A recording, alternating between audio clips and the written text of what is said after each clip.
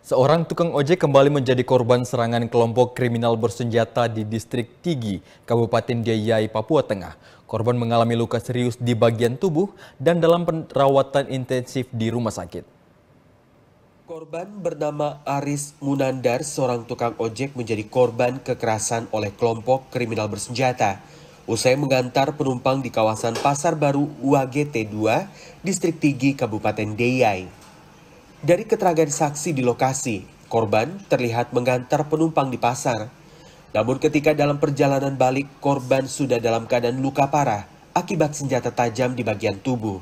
Korban yang jatuh pingsan di sekitar pasar langsung dilarikan ke rumah sakit oleh warga setempat.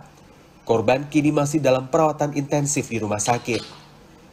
Korban diketahui mengalami luka sobek di pundak kiri dan kanan serta luka tikaman pada tangan kanan. Akibat serangan senjata tajam yang dilakukan oleh 3 pemuda orang tak dikenal berboncengan menggunakan sepeda motor, ketiga pelaku belum teridentifikasi dan saat ini masih dalam penyelidikan. Kasatgas Humas Operasi Damai Kartens Kombes Polisi Yusuf Sutejo membenarkan kejadian tersebut.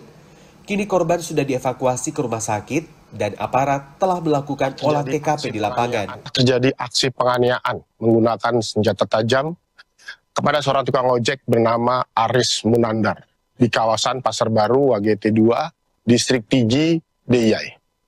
Korban mengalami luka parah akibat penganiayaan senjata tajam oleh 3 orang tak dikenal dan kini tengah mendapat perawatan intensif di RSUD Kabupaten Paniai.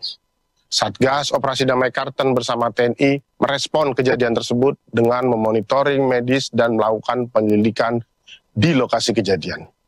Aparat menegaskan komitmennya dalam menindak pelaku kekerasan secara profesional dan terukur, termasuk kemungkinan adanya keterlibatan kelompok kriminal bersenjata. Kami mengecam keras aksi terhadap warga tak berdosa dan menghimbau masyarakat untuk tetap waspada, tidak terprovokasi, serta aktif membantu aparat dalam mengungkap identitas pelaku. Ditambahkan juga pihaknya akan melakukan langkah-langkah penegakan hukum secara profesional dan terukur terhadap pelaku kekerasan terhadap warga sipil. Masyarakat diimbau untuk tetap tenang dan tidak terprovokasi oleh kejadian ini. Ia juga meminta kerjasama dari warga untuk memberikan informasi jika melihat atau mengetahui keberadaan pelaku.